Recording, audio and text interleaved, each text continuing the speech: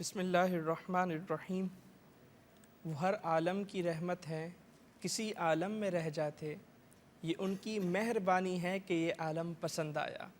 تو الحمدللہ یہ ہماری خوش نصیبی ہے کہ اللہ تبارک و تعالی نے ہمیں اس امت کا حصہ بنایا، وہ امت جو نبی آخر الزمان صلی اللہ علیہ وآلہ وسلم پر یقین رکھتی ہے۔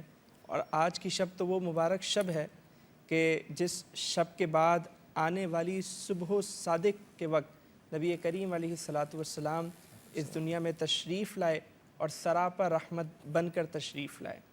آج کا موضوع رحمت للعالمین، اور جیسے آپ نے اپنی گفتگو میں بھی قرآن پاک کی وہ آیت کوٹ کی کہ وما ارسلناک الا رحمت للعالمین، کہ ہم نے آپ کو تمام جہانوں کے لیے رحمت بنا کر بھیجا۔ اب سمجھنے کی بات یہ ہے کہ نبی کریم علیہ السلام رحمت ہیں، اور اللہ تبارک و تعالیٰ نے قرآن پاک میں ایک مقام پر ارشاد فرمایا رحمتی وسعت کل شیء، یعنی میری رحمت ہر شے کو گھیرے ہوئے ہے، میری رحمت ہر شے کا احاطہ کیے ہوئے ہے۔ اور رحمت کون ہے؟ نبی محترم صلی اللہ تعالیٰ علیہ وآلہ وسلم، یعنی پتہ چلا کہ حضور علیہ السلام کا مکمل وجود مسعود اس جہاں کے لیے رحمت ہے۔ آپ کی عقل مبارک بھی اس کائنات کے لیے، اس عالم کے لیے، بلکہ تمام عالمین کے لیے رحمت ہے۔ آپ کا چلنا بھی رحمت ہے، آپ کا رکنا بھی رحمت ہے، آپ کی ہر ادا رحمت ہے، آپ کا قلب اطہر بھی رحمت ہے، آپ کا شکم مبارک بھی رحمت ہے، آپ کا کلام مبارک بھی رحمت ہے، اور آپ کا سکوت کرنا بھی اس عالمین کے لیے رحمت ہے کہ اللہ تبارک و تعالیٰ کی رحمت ہر شے کو گھیرے ہوئے ہے۔ تو حضور رحمت ہے، تو حضور علیہ السلام کی ہر ادا رحمت ہے۔ اور پھر جیسے آپ نے اپنی گفتگو میں یہ بتایا کہ اللہ تبارک و تعالیٰ رب العالمین ہے، اور نبی محترم صلی اللہ علیہ وآلہ وسلم رحمت للعالمین ہے۔ اب عالم کسے کہتے ہیں یہ ہم ذرا سمجھ لیں۔ عالم کہتے ہیں ما سوى اللہ کو، یعنی اللہ تبارک و تعالیٰ کے سوا جو کچھ ہے وہ سب عالم ہے، جو کچھ ہے اللہ تبارک و تعالیٰ کی ذات کے سوا سب کچھ عالم ہے۔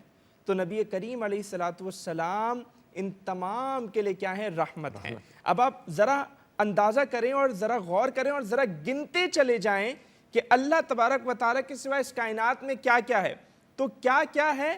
وہ جو کچھ ہے حضور اس کے لیے رحمت ہیں۔ اب اس کائنات میں، اس عالمین میں انبیاء ہیں تو حضور انبیاء کے لیے بھی رحمت ہیں، فرشتے ہیں حضور فرشتوں کے لیے بھی رحمت ہیں، کہکشائیں ہیں حضور کہکشاؤں کے لیے رحمت ہے، جمادات ہیں، نباتات ہیں حضور ان کے لیے بھی رحمت ہے، جنات کے لیے بھی رحمت ہے، اور سب سے بڑھ کر انسانوں کے لیے رحمت ہے۔ اور انسانوں میں جہاں کافروں منافقوں کے لیے رحمت ہے تو پھر مسلمانوں کے لیے کیسی رحمت ہے کہ اللہ تبارک و تعالیٰ نے فرمایا النبی اولیٰ بالمؤمنین من انفسہم، کہ حضور علیہ السلام یہ مومنین کے لیے اس طرح رحمت ہے کہ یہ مسلمانوں کی جان سے بھی زیادہ قریب ہیں، ایمان کی جان ہے۔ یعنی جان کیا ہوتی ہے؟ جان اگر جسم سے نکل جائے تو بندہ کیا ہو جاتا ہے؟ مردہ ہو جاتا ہے نا۔ تو حضور علیہ السلام اگر کسی کی زندگی سے خارج ہو جائے تو گویا اس کی زندگی ہے ہی نہیں۔ تو حضور علیہ السلام تمام عالمین کے لیے رحمت ہیں۔